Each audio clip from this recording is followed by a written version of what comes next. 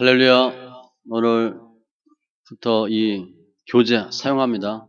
탁월한 집사 교재 보시고 오늘 말씀은 사도행전 6장 오늘 말씀은 사도행전 6장 1절로 6절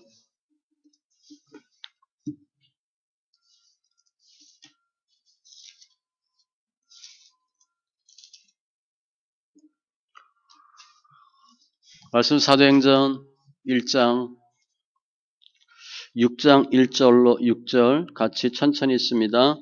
그때 제자가 더 많아졌는데 헬라파 유대인들이 자기의 과부들이 매일의 구제에 빠짐으로 히브리파 사람을 원망하니 12사도가 모든 제자를 불러 이르되 우리가 하나님의 말씀을 제쳐놓고 접대를 일삼는 것이 마땅하지 아니하니 형제들아 너희 가운데서 성령과 지혜가 충만하여 칭찬받는 사람 7을 택하라. 우리가 이 일을 그들에게 맡기고 우리는 오로지 기도하는 일과 말씀 사역에 힘쓰리라 하니 온 무리가 이 말을 기뻐하여 믿음과 성령이 충만한 사람 스데반과 또 빌립과 프로고로와 니가노르와 디몬과 바베나와 유대교에 입교했던 안디옥 사람 니골라를 택하여 사도들 앞에 세우니 사도들이 기도하고 그들에게 안수하니라. 아멘. 기도합니다. 주님 감사합니다. 오늘부터 또 교재로 말씀 살핍니다. 저희들 탁월한 집사, 직분 다 되게 하여 주시옵소서. 말씀이 말씀되는 은혜가 있게 하여 주시옵소서. 감사하며 모든 말씀 예수님의 이름으로 기도합니다. 아멘. 우리 교재 한번 봅니다. 맨 앞에 목적부터 있어요. 목적. 이 이제 책 이름은 탁월한 집사, 엑설런트, 디코니아. 목적 있습니다. 역동적으로 기능하는 건강한 교회가 되기 위해서는 목적. 교회 사역의 핵심 활동 그룹인 집사 직분자들이 바른 신앙과 건강한 사역을 할 수 있는 능력을 갖춰야 한다. 그러니까 교회 중요한 게 뭐야? 사람. 직분자가 중요하다는 거죠. 탁월한 집사가 되기 위해서는 집사의 책임과 의무에 대해 명확히 이해하고 집사 직분을 재직의 개념에서 일꾼의 개념으로 인식을 전환시키므로 생각이 바뀌어야 돼. 타이틀 완장이 아니고 교회를 세우고 많은 사역을 효과적으로 실천할 수 있도록 해야 한다. 그러기 위하여 교회 중추적인 역할을 하는 집사 직분자들이 탁월해야 한다. 탁월한 집사란 충성스럽고 헌신적으로 봉사하고 사랑으로 성도를 섬기고 열심으로 교회를 세우며 교회가 중요합니다. 사역을 하는 주의 일꾼을 가리킨다. 일하는 일꾼. 탁월한 집사가 되기 위한 집중 훈련을 통해 이제 이게 20과니까 40주 걸려요. 하나님의 일꾼들이 많이 세워져 하나님께 칭찬받고 교회에 유익을 주어야 한다. 그러면 이 교재 대상은 누군가? 어떤 사람이 이거 할 수 있나? 집사 직분 1차적으로는 처음 받은 사람입니다. 집사가 뭐야? 집사 모르는 사람. 우리 있죠? 그 기존에 집사였던 사람들로 보시면 돼. 기존 멤버, 새롭게 된 사람들. 그러면 이 책을 통해서 뭘 기대할 수 있나? 교재는 없어요. 집사 직분에 대한 명확한 정체성이에요. 집사가 뭔가 알게 되겠죠? 집사가 무슨 일을 해야 되나? 활동을 설명할 수 있을 것이고 집사의 책임과 의무가 무엇인가 인식하고 그런 직분을 통해서 개인적으로 신앙적으로 승리하고 영향력을 발휘하고 하나님과 성도와 바른 관계를 유지하고 집사도 사역자다라는 개념이 될 수 있다는 거죠. 그래서 오늘 이 뒤에 교재 목적 보면 뒤에 목차 보세요. 보면 1, 2, 3, 4장으로 5파트씩 20장이에요. 한 장에 2주 걸려요. 그러니까 40주 걸려요. 40주. 제1장 집사 직분자란 무엇하는 사람인가? 페이지 넘기시고 맨 앞에 보니까 여기 찰스 스펄전이 이렇게 말했대요. 내가 영적으로 어디에 서 있다고 만족하는 순간, 됐다 하는 순간 나는 한 걸음 물러서고 만다. 됐다 하는 순간 후퇴한대. 비슷한 말씀이 어디 있죠? 고린도전서 10장 12절. 고린도전서 10장 됐다 하는 순간이 중요해요. 그런즉 선줄로 생각하는 자는 넘어질까 조심하라. 됐다 하는 때 넘어질 가능성이 있어요. 만족하면은 멈추는 거죠. 멈추면 뒷사람은 가요. 멈추면 그만큼 밀리는 겁니다. 빌립보서 3장 13절로 14절에 보면 교재 없어요. 형제들아 나는 아직 내가 잡은 줄로 여기지 아니하고 사도 바울이 잡은 거 많은데 오직 한 일 즉 뒤에 있는 것은 잊어버리고 옛날에 뭐하고 다 잊어버리고 앞에 있는 것을 잡으려고 표대를 향하여 그리스도 예수 안에서 하나님이 위에서 부르신 부름의 상을 위하여 달려가노라. 사도 바울은 어느 정도 웬만큼 했으니까 쉬어도 돼. 그런데 그거 다 잃어버리고 열심히 표대를 향하여 달려가노라. 그러니까 멈추지 말라는 거죠.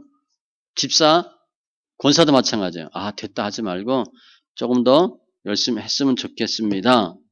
그쪽 교회는 이 블랭크는 채우셔야 돼. 그리스도의 몸입니다. 메모하세요. 그리스도의 몸. 말씀 다 그런 내용이에요. 교회는 그리스도의 몸. 머리는 당연히 예수님. 우리들은 지체. 여기 붙어 있는 거예요. 몸이란 공동체의 중요성을 말하는 것입니다. 우리 알죠? 어디 한번 아프면 왼팔 아프면 오른팔도 아픕니다. 이쪽 이가 아프면 오른쪽 이도 아파요. 계속 그쪽만 씹으니까. 공동체. 성도들의 공동체가 교회입니다. 그리고 교회 성도들은 다 뭐예요? 직분이 있어요. 직분이 있어. 그 직분의 의미는 마땅히 해야 할 본분을 의미합니다. 직분이 뭐냐면 해야 할 본분. 교회에서 직분은 그 사람이 행하여야 할 일이에요. 일. 그 블랭크는 일. 그 사역을 강조합니다. 직분이 있다는 것은 일이 있다는 거예요. 그리고 교회 본연의 기능, 몸의 기능을 원활하게 수행하기 위한 것이 교회 직분의 목적입니다. 그중 하나가 집사죠. 오늘 집사예요. 여기 없는데 부연 설명하면 그래서 우리가 이 한 40주 동안 훈련에 집중으로 참석하셔야 되고 기도도 하시고 아 이게 직분이 뭔가 자세히 아마 이렇게 자세히 나와 있는 교재 없을 거예요 아마. 목적은 탁월한 집사. 야 정말 집사님 대단하다 이런 소리 듣는 거죠. 집사에 대한 기초도 잘 다지고 어떻게 임해야 되느냐도 보시고 하나님 기뻐하는 자원하는 심령 기쁜 마음으로 주의를 잘 하길 바라고 이제 나 혼자 믿는 게 아니라 이웃에게 영향력도 미치기를 바라고 그래서 이 교재 내용을 쭉 보면 메모 하나 하실래요? 쭉 내용을 보면 첫 번째 요 1번 이후에 그 블랭크예요. 집사 직분의 정체성. 두 번째 집사 직분의 사역. 집사 직분의 신앙생활. 집사에 대한 바른 인식을 주로 다루게 돼요. 그게 20과입니다. 그래서 1번 집사에 대한 언어적 의미. 집사란 뜻은 이제 섬기는 사람인데 교회에서 집사가 뭔가 교재 보니까 집사를 의미하는 헬라어는 디아코노스입니다. 그 뜻은 4개 있죠. 4개 따로따로 적으세요. 시중 드는 사람 칸이 4칸이에요. 두 번째 하인, 세 번째 봉사자, 그리고 네 번째 동역자, 그리고 섬기는 사람 이렇게 되어 있어요. 5가지. 시중 드는 사람, 하인, 봉사자, 동역자, 섬기는 사람 이 디아코노스예요. 그리고 디아코노스의 헬라어 어근은 디오코 밑에 있죠. 디오코 추격하다, 급히 가다, 뒤따르다, 쫓다, 먼지를 일으키다 이런 뜻이에요. 이 디아코노스가 성경에 30번 기록되어 있어요. 그런데 우리가 어떻게 번역했냐면 집사로 번역된 경우는 4번밖에 없어. 나머지는 하인, 사환, 섬기는 자, 일꾼, 사역자, 청지기 이렇게 다양하게 번역했고요. 집사라고는 4번만 번역되어 있어요. 하나만 찾아볼까요? 사도행전 21장 8절. 사도행전 21장 8절 하나만 찾아볼게요. 이튿날 떠나 가이사라에 이르러 7 집사 중 하나인 전도자 빌립의 집에 집사로 번역된 경우가 4번밖에 없어요. 다 다르게 표시했다는 거죠. 그러면 페이지 넘겨서 집사 직분의 의미가 뭔가? 집사란 의무나 본분을 강조하는 직분, 메모하셔야 돼요. 의무나 본분을 강조하는 직분. 둘째, 집사란 매우 동적인 단어로 섬기는 사람. 섬기는 사람. 이런 뜻이에요. 의무나 본분을 강조하는 직분. 집사란 게 뭐냐? 해야 할 일이 뭐냐? 섬기는 사람, 줄이면.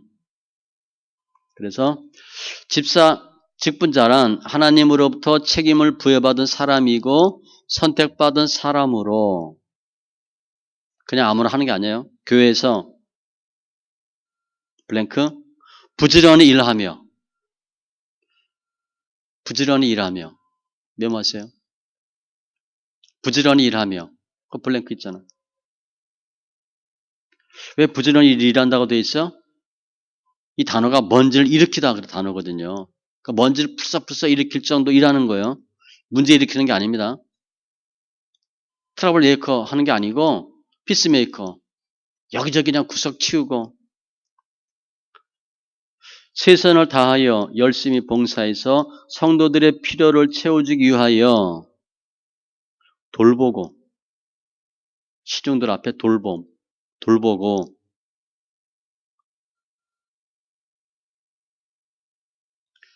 교회를 세우기 위하여 사역하는 사람을 뜻합니다. 사역. 부지런히 일하며 돌보고 사역. 일단 좀 바쁘셔야 돼. 한마디로 일이야, 일. 아니 내가 일하려고 집사 됐나? 요한복음 5장 17절. 나 혼자 열심히 잘 믿으면 되지. 요한복음 5장 17절에 예수께서 그들에게 이르시되 내 아버지께서 이제까지 일하시니 나도 일한다 하시매. 일이야 일. 은혜 받았어. 그리고 그 다음에 일해야지. 사역입니다. 사역. 그래서 흔히들 집사 권사 뭐 하라고 준다 그래? 일하라고 준다 그러잖아. 가능성 못 주는 건 안 됩니다. 일하라고 준대. 여튼 일. 두 번째, 집사 직분의 성경적 기원. 네, 초대교회 때부터 집사 직분이 이제 활성화됩니다. 그렇다면 언제부터 교회에서 집사 직분자가 세워졌으며 또 집사 직분자를 세우게 된 이유는 무엇인가? 왜 세웠나? 교회에서 집사 직분자가 처음 등장한 것은 사도행전 6장에 소개되고 있는 초대 예루살렘 교회였습니다. 제가 읽었죠? 그 당시 초대교회는 성령의 역사를 통해 크게 성장하게 되었고 그 과정을 보면 다음과 같습니다. 오늘 읽은 본문은 사도행전 6장인데 사도행전 2장에 보면 11쪽 신도의 수가 3천이나 더하였고 4장 4절에 보니까 말씀을 들은 사람 중에 믿는 자가 많으니 남자의 수가 약 5천이나 되었더라. 점점 많아졌어요. 근데 이 와중에 무슨 일이 생겼냐면 병 고치는 일이 생겼습니다. 그래서 병 고침 받고 병 고침의 역사가 일어나고 교회가 폭발적으로 부흥한 거예요. 교회가 병 고치는 일을 해야 됩니다. 귀신 쫓고 병 고치는 일을 하셔야 돼요. 이게 주로 이단이 하는데 우리가 해야 됩니다. 그거 없으면 문제 있는 거예요. 아프면 병원 가지만 교회 살 일도 있어요. 주님이 그냥 하신 게 아니거든. 또 사도행전 5장 14절 믿고 주께로 나오는 자가 더 많으니 남녀 큰 무리라. 3천, 5천 큰 무리 셀 수 없는 거예요. 점점 많아진 거야. 6장 1절에 그때의 제자가 더 많아졌는데 예수 믿는 사람의 숫자가 양쪽으로 계속 늘어난 거예요. 그래서 사도행전 6장 보면 12사도가 모든 제자를 불러 이르되 우리가 하나님의 말씀을 제쳐놓고 접대, 옛날엔 공개로 됐는데 구제하는 겁니다. 접대를 일삼는 것이 마땅하지 아니하니 형제들아 너희 가운데서 성령과 지혜가 충만하여 칭찬받는 사람 7을 택하라. 이게 메모야. 그 기록하세요. 성령과 지혜가 충만하여 칭찬받는 사람 7, 11쪽입니다. 11쪽 중간이에요. 이건 나중에 따로 자세히 설명합니다. 성령과 지혜가 충만하여 칭찬받는 사람 7을 택하라. 우리가 이 일을 그들에게 맡기고 무슨 일? 접대, 구제하는 일. 우리는 오로지 기도하는 일과 말씀 사역에 힘쓰리라 하니 온 무리가 이 말을 기뻐하여 믿음과 성령이 충만한 사람 스데반과 쭉 사도들 앞에 세우니 사도들이 기도하고 그들에게 안수하니라. 이게 안수 집사입니다. 우리 흔히 이야기하는 서리 집사는 안수 안 해요. 성경에서 이야기하는 집사는 안수 집사입니다. 서리 집사, 안수 집사. 뭐 어떤 분은 안집. 그 안집이 뭔가 했다. 안수 집사 줄여서 안집이래. 안집, 안수 집사. 12쪽.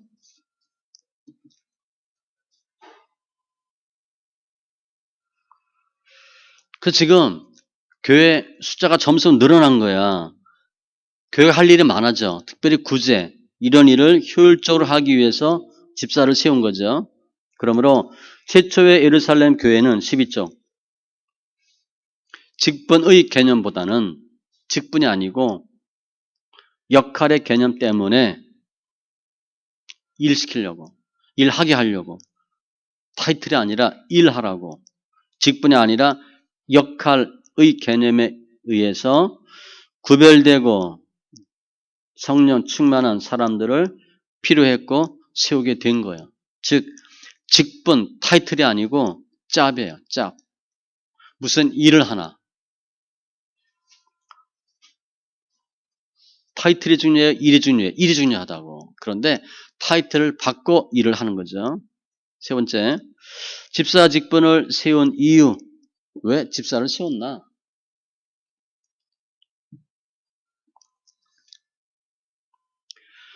지금 예루살렘 교회는 교인 수가 폭발적으로 증가한 거예요. 문제가 생기기 시작했어. 문제를 해결해야 될 필요성을 느낀 거예요. 회사도 보면 사원 몇 명이 있든 상관이 없는데 조금 커지면 관리해야 됩니다. 관리가 들어가야 돼요. 관리 안 들어가면 앞으로 돈을 벌고 뒤로 까죠. 그런 일이 생긴다고. 관리가 안 돼요. 영업관리, 생산관리, 시설관리, 인적 자원 관리들을 해야 돼. 그런 문제들이 지금 계속 생긴 거예요. 오늘 첫째, 무슨 문제가 생겼나? 사도행전 6장 1절 봅니다. 1절에 보면 그때 제자가 더 많아졌는데 헬라파 유대인들이 자기의 과부들이 매일의 구제에 빠짐으로 히브리파 사람을 원망하니 이런 문제가 생겼어. 지금 뭐예요? 잘 보면 헬라파 유대인 자기의 과부들이 매일의 구제에 빠졌다. 구제를 못 받게 됐다는 거예요. 구제에 열심히 올인한다는 게 아니고 구제 교회 사는데 구제를 못 받게 된 거야. 누가? 헬라파 사람들이. 그러니까 누구를 원망해? 히브리파 사람 원망한 거죠. 히브리파 사람들이 기득권 주장해서 자기네들 과부들에게만 준 거야.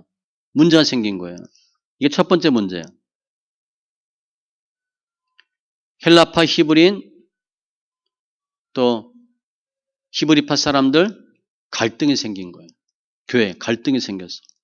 교회 작으면 그런 문제 없는데 조금 커지니까 문제가 생겼죠. 혼란스러워진 거예요.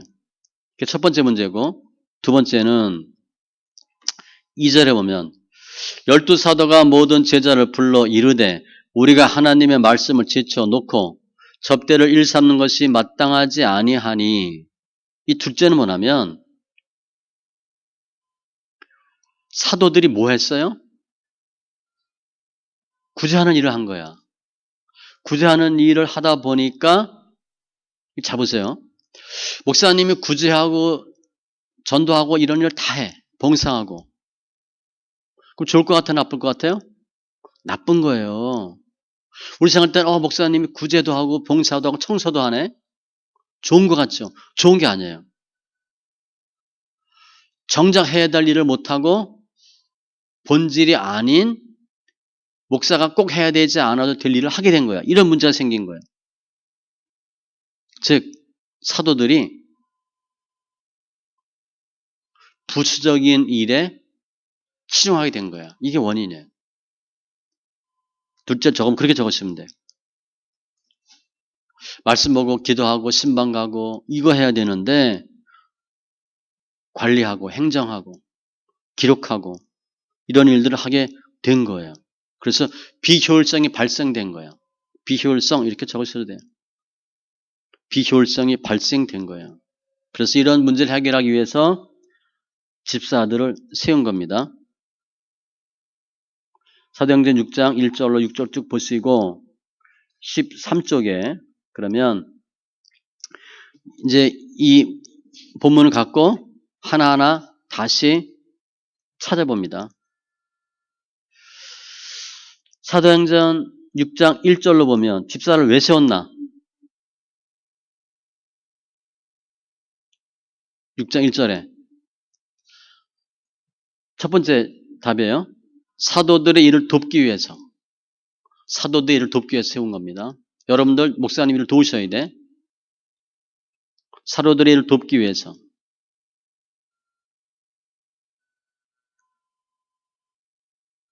그 사도들이 하던 일이 뭐예요? 두 번째, 구제의 일을 하기 위해서. 구제.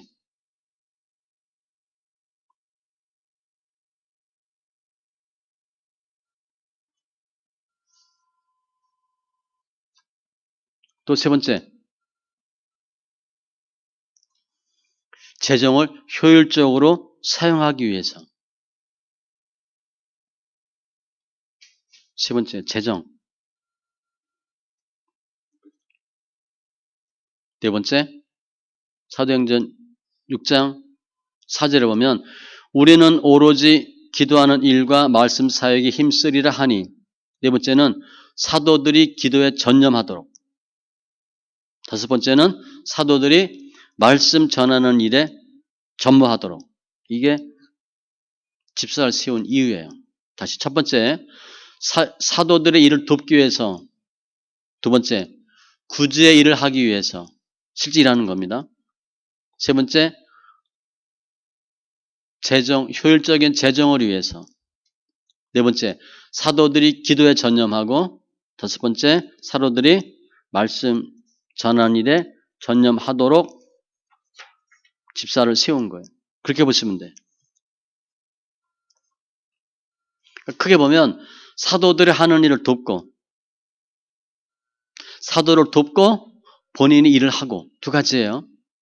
여러분들은 저를 도우셔야 됩니다. 저를 돕고 여러분 스스로 할 일이 있어. 가능하면 제가 늘 얘기하죠. 제가 하는 일을 여러분들이 뺏어가야 돼. 제가 여러분들 편하게 일해주면 안 됩니다. 제가 할 수 있어요. 늘 얘기하죠. 제가 하면 더 잘해. 반찬 뭐 이런 거 못해도 관리하고 뭐 청소 더 잘할 수 있어요. 사람관리 더 잘할 수 있어요. 그런데 그걸 하면 안 돼. 제가 하면 안 돼. 여러분들은 제 일을 뺏어가야 돼. 내가 회사에서 대리다. 그럼 어떻게 해야 돼? 우리 과장님이 하던 일을 내가 빨리 받아야 됩니다. 내가 과장이면 부장 일을 빨리 받아야 돼. 그럼 내가 과장 되고 부장 되는 거예요. 날마다 대리 일만 해. 그럼 평생 대리야. 나보다 윗 단계에 있는 사람들이 일을 하려고 하셔야 돼. 그거 안 하면 계속 대리 계속 과장이에요. 만년 대리에 만년 과장이야. 그거 안 돼요. 윗사람 일을 내가 하려고 하셔야 돼. 그런 이유를 보시면 돼. 사로들을 돕고 교회 일을 하고. 오늘도 마찬가지입니다. 왜 집사 세우나? 목회자 일 좀 돕고 대신 좀 하고 대신하고 교회에서 일을 하라고. 그럼 나는 그 일 안 하면 말씀과 기도에 전무할 수 있잖아요. 이게 집사를 세운 이유예요. 그게 집사 직분의 본질이에요. 그러면 교회에서 칭찬받고 목사님께 칭찬받고 하나님께 칭찬받고. 그러니까 늘 우리 교육자들은 부목사 전도사는 목사님이 하는 일 나 뭐 할 거 없나 이렇게 해야 됩니다. 호시탐탐 노려야 돼. 저 싫어요 안 해요 귀찮아요 그러면 안 돼. 그 여러분들이 있을 이유가 없잖아. 그렇죠? 지혜를 여러분들이 하셔야 돼. 그 여러분들은 예를 들어 우리 저 부목사가 일이 열이야. 그런데 내가 일을 주든 본인이 달라 그래서 뺏었던 12이 됐어. 그럼 벅차지. 그럼 어떻게 돼? 그 두 일은 누가 또 뺏어가야 돼? 전도사가 뺏어가야지. 그 전도사가 내가 좀 5인데 7이 돼버렸어. 벅차. 밑에 권사가 뺏어가는 거야. 전도사님 그거 제가 할까요? 이렇게 하는 거야. 그럼 일이 계속 하향적으로 내려가죠. 그럼 저는 뭐 해? 말씀과 기도만 할 수 있는 거야. 신방 가고 이런 것만 해야지. 장부 정리하지. 여러분들 제 일, 제가 하는 것 중에 뺏어가고 싶은 거 뭐 있어요? 부목사, 고개를 들고. 내가 하는 일을 여러분이, 목사님 그거 저 하면 안 돼. 이렇게 해야 돼. 아, 저 귀찮아요. 이거 일 시키지 마세요. 누군 안 귀찮나? 그러라고 집사 세운 거야. 그럼 네 번째, 집사 직분자의 조건과 자격. 집사란, 다 내용 들었죠? 목회자를 돕고 1번이에요. 교회 본연의 일을 수행하는 것. 그래서 목적은 교회를 세우고 부흥시키는 거예요. 교회를 세우고 부흥시켜. 중심이 누가? 목회자거든. 내가 목회자 의견이 갈린다. 다른 교회 가면 돼. 아, 간단해 그거. 싸울 이유 하나도 없어요. 싸울 일이 없어. 내가 학원 갔는데 우리 학원 선생님 마음에 안 들어. 그거 옮기면 돼. 그게 마찬가지예요. 특별한 경우 아니면 맞추셔야 돼. 목회자에게 맞추셔야 돼. 있는 동안은. 회사 갔는데 사장이 마음에 안 들어. 그럼 회사 옮기든가. 있으려면 어떻게 돼? 사장 말 들어야지. 사장 말 맞추는 거예요. 근데 실은 다른 회사 가도 내 입맛에 맞는 사장 별로 없어. 정 안 되면 회사 하나 차리든가. 회사 차리면 돼. 교회 하나 세우든가. 교회 세워도 마음에 안 들어. 여러분 해보세요. 여러분 마음대로 되는 줄 알아요? 안 되거든. 목회자를 돕는 게 가장 중요해. 그래서 교회는 교회 일꾼을 뽑는 일이 중요해. 회사도 마찬가지죠. 회사 충성하라고 왔는데 조금 있다가 다른 회사로 튀어버렸어. 그런 사람 많잖아요. 조금 경력 쌓고 가버려. 잘못 뽑은 겁니다. 충성할 사람, 뼈를 묻을 사람 뽑으셔야 돼. 너무 똑똑하고 좋으면 딴 데 가요. 제가 보니까 가더라고. 교회 일꾼 뽑는 게 아주 중요하고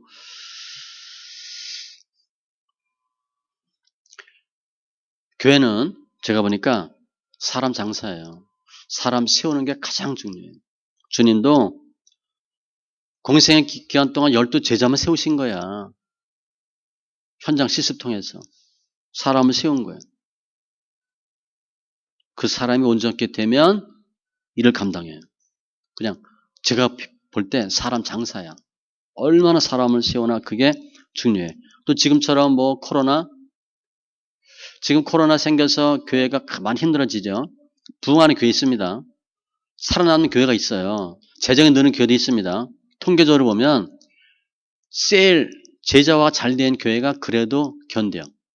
은혜 강조하고 부흥에 강조하고 했던 교회들 많이 무너져요. 제자화하고 우리 지금은 보면 성경 읽기가 대세입니다. 제가 성경 엄청 많이 읽어요. 지금 성경 읽어주는 거 많죠? 성경 읽기가 아마 붐이 될 거예요. 붐. 혼자 해도 되거든. 혼자 할 수 있는 거. 그래서 집사 뽑을 때 엄격하게 해야 될 필요가 있다. 이렇게 보시면 되고,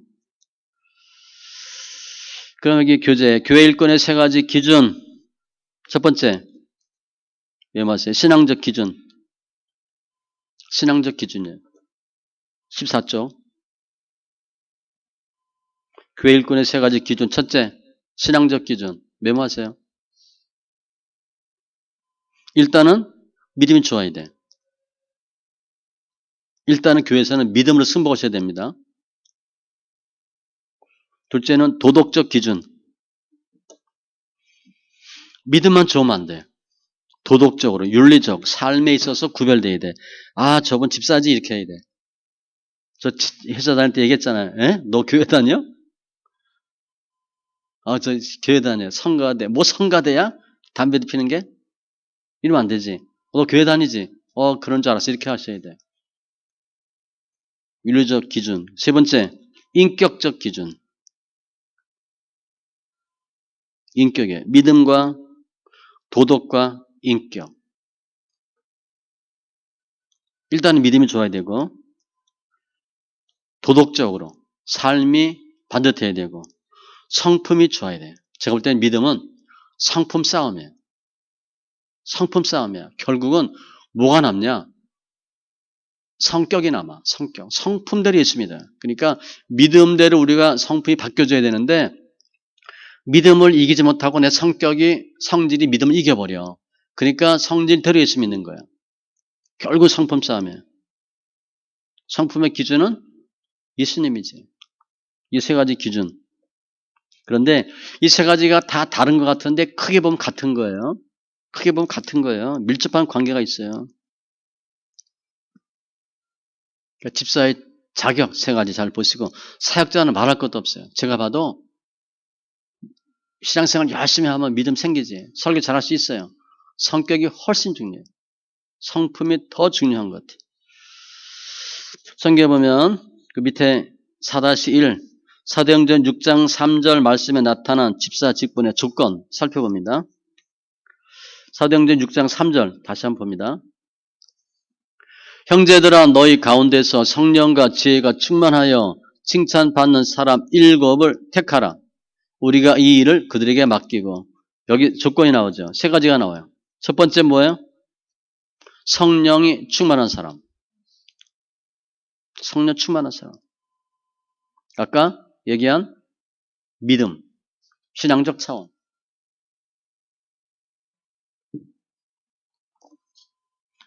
학력, 능력, 재력 이런 거 필요 없어요. 우선이 아니에요. 필요 없다고 할 수는 없지만 우선이 아니에요. 왜냐 교회는 주일은 영적인 기관이거든. 영적인 일이기 때문에 영적으로 특출나야 돼. 아무리 지식이 좋고 재물이 많고 학식이 탁월해도 성령으로 충만하지 않으면 믿음이 좋지 않으면 교회 일을 잘할 수가 없어요. 교회는 세상적인 방법으로 일하는 곳이 아니에요. 집사가 주일을 잘하고 교회를 잘 섬기려면 성령의 충만함, 성령의 인도를 받으셔야 돼요. 그래서 집사가 되기 위한 첫 번째 조건은 뭐냐? 영성이에요. 성령 충만. 그러면 성령 충만이 뭔가? 이게 다 첫 번째 해당하는 거예요. 성령 충만이 뭔가? 성령의 열매 맺는 사람이에요. 갈라디아서 5장 22절, 23절에 있는 성령의 열매 9가지 성품입니다. 이기적이보단 이타적인 사람. 뭐 적으셔도 돼. 내가 숫자 계산은 빠른데 교회 와서 숫자 계산하면 머리가 안 돌아가. 이래야 돼. 머리가 쫙쫙 돌아가면 안 됩니다. 생각대로 안 돼요. 제가 해보니까 제가 그게 힘들었어요. 이건 뭐 전공도 경영이지 회사도 돈만 만졌지 숫자 만졌는데 교회 오니까 숫자대로 안 되는 거야. 너무 답답한 거예요. 딱딱 답이 나와야 되는데 답이 안 나와. 방법이 없어요. 방법이. 너무 힘들더라고. 성령 충만한 것은 손에도 볼 줄 알아야 돼. 숫자로 딱딱 계산하면 안 돼요. 마태복음 6장 33절 말씀같이 먼저 그의 나라와 그의 의를 구하면 이 모든 것을 더하시리라. 그런 삶을 살아야 돼. 그건 뭐예요? 이타적인 삶이에요. 하나님 일이라면 먼저 하는 거예요.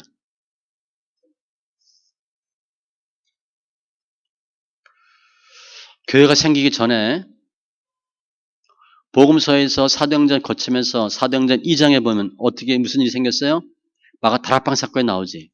마가 다락방 사건이 나오고 예수님의 제자에서 사도로 바뀝니다. 그리고 교회가 생겨지거든.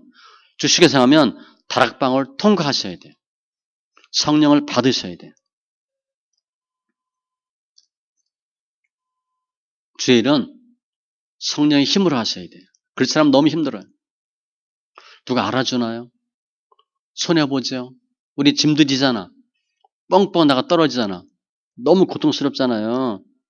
사람의 힘이 아니에요. 그러면 성령 충만함 받아야 되는데 성령 받는 방법은 세 가지입니다. 요거 메모하세요. 대표적인 것은 사도행전 2장 1절로 마가다락방 기도입니다. 사도행전 2장 1절로 4절이에요. 두 번째, 사도행전 10장 44절 고넬료 사건 어떻게 받는 거죠? 하나님의 말씀을 들을 때 성경 소리내 읽으라는 이유는 이것 때문에 하는 거예요. 성경 소리내 읽으면 듣죠. 듣고 성령 받습니다. 사도행전 10장 44절 마지막 안수는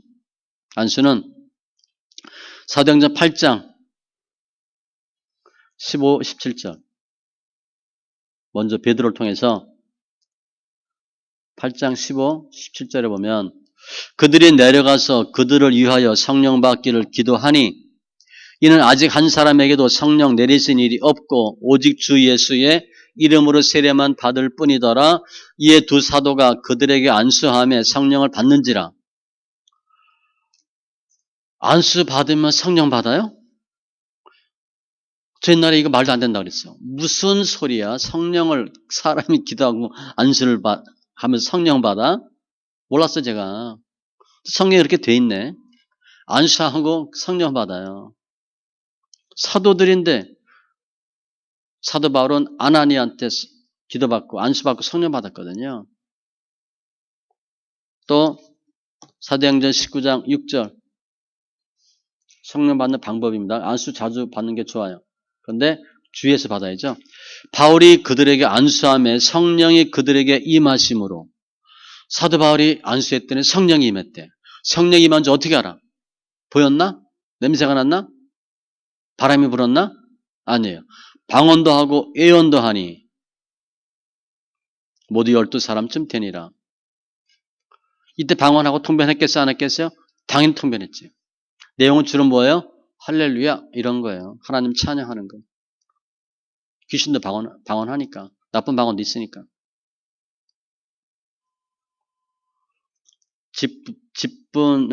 첫 번째 조건은 성령 충만이고 두 번째 지혜가 충만한 사람.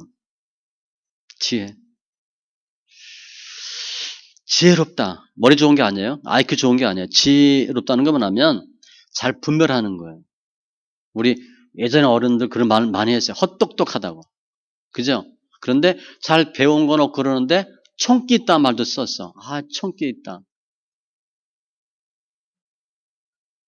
우리 저 부목사 그 부모님 여기 다 우리 어르신들 보면 총기 있잖아, 그죠?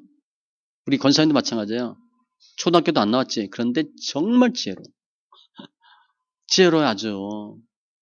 뭐 집안에 뭐 박사가 없나? 아유, 우리 어머니가 훨씬 지혜로워. 아주 지혜로워. 그 지혜가 뭐냐? 분별이에요, 분별. 내가 나설 자리인지 아닌지, 할 말인지 안 할 말인지, 때가 언제인지 잘 분별하는 게 지혜예요.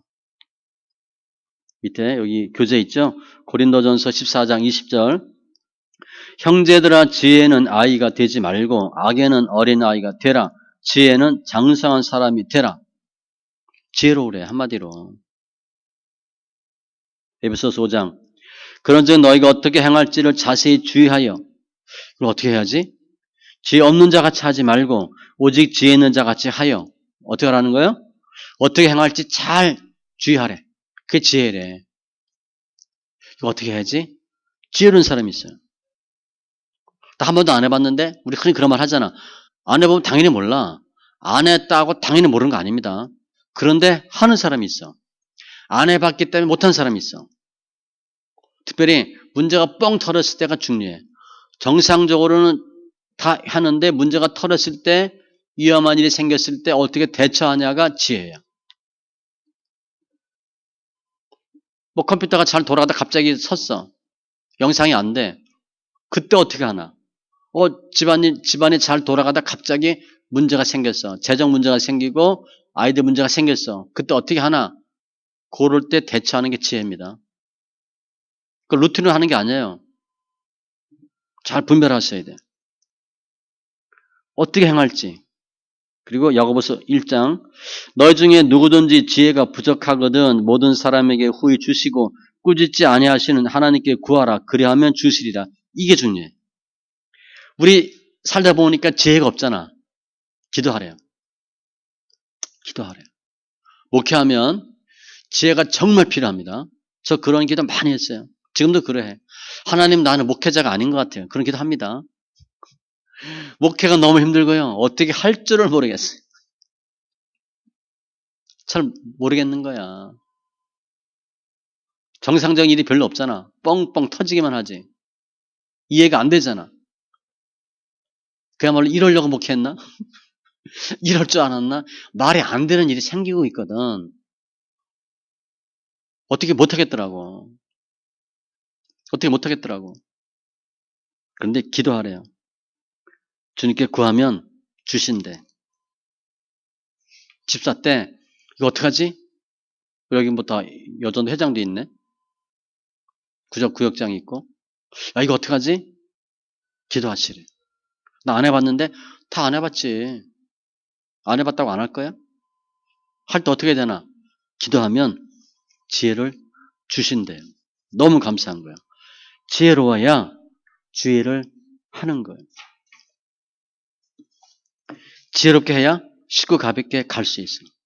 그래서 지혜는 세상 지혜가 아니고 사람이 주는 지혜가 아니고 하나님이 주시는 지혜입니다. 지혜하면 대표적인 사람이 누구야? 솔로몬이잖아. 하나님, 나는 아이예요. 어떻게 할 줄 모르겠어요. 출입할 줄도 모르겠어요. 겸손하죠? 지혜를 주셨어. 근데 그 지혜가 뭐예요? 하나님을 잘 믿는 마음이에요. 아셨죠? 하나님, 이럴 때 어떡하죠? 하나님이 알려주시는 거야. 묻고 대답하고, 묻고 대답하고. 이걸 잘하는 사람이 또 다윗이잖아. 다윗은 전쟁할 때 보면 별걸 다 물어봐. 지금 올라갈까요? 말까요? 주님이 또요. 주님도 뭐 순진하다 그러면 뭐하지? 주님이 다 알려주셔. 뒤로 돌아가서 쳐라. 어디에 매복하다 쳐라. 다윗은 그대로 합니다. 지혜. 세 번째. 사도행전 6장 3절. 칭찬받는 사람. 칭찬받는 사람. 우리 언제 칭찬받죠? 뭘 잘할 때. 그리고 또 뭐야? 요즘 뭐 그거 뭐라 그러지? 열심히 싸워서 지면 뭐라 그러던데?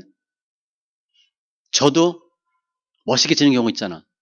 열심히 싸우다 치면 괜찮아. 그죠? 앉으려고 비비 꼬다 치면 욕먹는데 열심히 싸우다 치면 칭찬받아. 열심히 할 때 칭찬 들어요. 또 최선을 다했을 때. 우리 아들이 공부하는데 1등 할 애가 아니야. 열심히 했는데 5등 했어.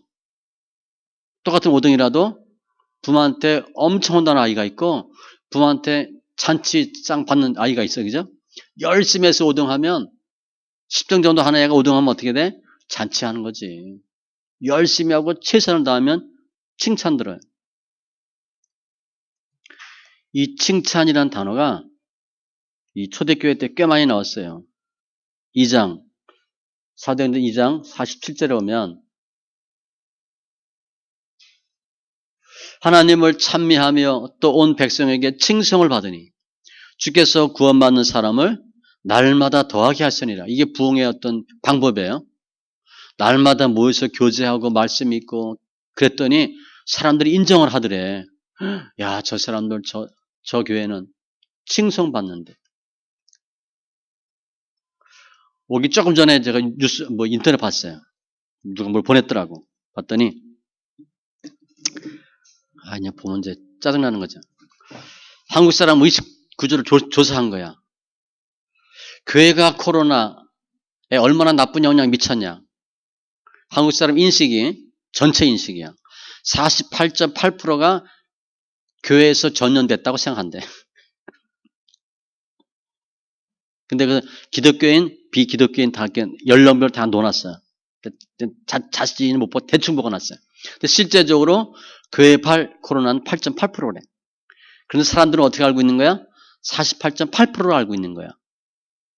우리 그러잖아요. 요즘 예배 드려요? 예수 안 믿는 사람들은. 그럼 교회가 예배 드리지. 세상 사람들이 교회를 나쁘게 보는 거야. 여론 조작한 거죠. 여론 그렇게 만든 거예요. 예를 들면 이제 하루에 우리 300명, 400명 정도 코로나 걸려요. 400명 걸렸다. 그럼 뉴스 볼 때가 어떻게 나오는지 아세요? 교회에서 20명 이렇게 나와 일단. 교회에서 20명 그리고 교회에서 걸린 상황 쭉 설명하고 그리고 400명 중에 20명은 교회 발이고 나머지는 어딘지 몰라. 별로 얘기 안 해. 그냥 대구에서 몇 명, 어디서 몇 명. 교회는 꼭 집어서 20명. 그 사람들 욕하는 거죠. 그런데 이때는 초대교회 때는 온 백성에게 칭송을 받으니 그래도 예수 믿는 사람은 달라. 칭찬받는 거예요. 그러니까 집사가 칭찬받는데 누구한테 받아야 돼? 교회 사람뿐 아니라 불신자에게도 세상으로부터도 칭찬받으셔야 돼. 가장 칭찬받기 어려운 데가 어딘 줄 아세요? 집이야 집. 우리 자녀가 우리를 어떻게 봐? 우리 엄마 아빠 진짜 믿음 좋아해 그렇게 봐? 우리 엄마 가짜야 그렇게 봐. 가짜로 보는 게 많거든. 우리 엄마 아빠는 진짜 그래도 예수쟁이야. 크리스찬이야. 이렇게 하는 게 최고 어려워. 그런 칭찬이에요. 마태복음 6장에 보면 세상의 빛과 소금 그렇게 보셔도 돼. 그런데 이 마태복음에 있는 빛과 소금이 결국 뭔지 아세요? 뭐가 빛과 소금인가? 쭉 보면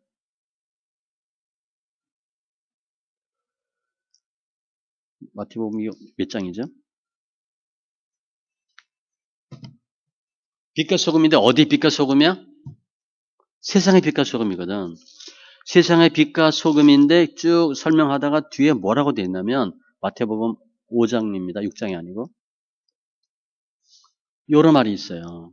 결국 빛과 소금이 뭔가 16절에 보면 쭉 나가다가 그들로 너희 착한 행실을 보고 요거예요. 그래도 예수 믿는 사람은 달라 이렇게 하는 거야. 너희 착한 행실을 보고 믿음이 아닙니다. 믿음만 갖고 되는 게 아니야. 아까 얘기했죠? 인격적으로도 도덕적으로도 저 집 예수 믿는 집이래. 그 애들 봐봐.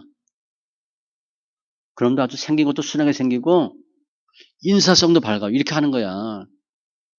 그 집 깍쟁이 이렇게 얘기하는 게 아니고 그 사람들 부모 아주 순하잖아. 순둥이 같잖아. 이렇게 얘기하는 거야. 너희 착한 행실을 보고 칭찬받는다는 건 뭐냐면 착한 행실이야. 착한 행실. 그런 사람을 뽑아야 된대. 성경에 보면 칭찬받는 사람들이 꽤 많이 나와요. 고넬료. 사도행전 10장이 전체가 고넬료입니다. 이 사람 이방인이에요. 디모데, 베베, 브리스길라, 아굴라 이런 사람들 많이 나오죠. 사도 바울에는 사도 바울 옆에 70명의 사람이 있어요. 70명의 사람이 사도 바울을 일을 도왔어. 그러니까 성경에 이름 나온다 하면 무지무지 유명한 사람입니다. 예수님의 12제자 이름이 있는데 70제자는 이름 없어요. 사도 바울 주위에 있는 사람 이름이 언급된 정도라면 어마어마한 사람이에요. 그게 다 어떤 사람이냐? 칭찬받는 사람이에요. 근데 그 특징이 뭐냐면요. 헌신하는 거예요. 뭘 기대하고 헌신했겠어? 그냥 하는 거야. 그때 교회 나오면 이렇게 있나? 어떻게 하면 전도 하나 더 할까? 어떻게 하면 사람들에게 복음 전할까?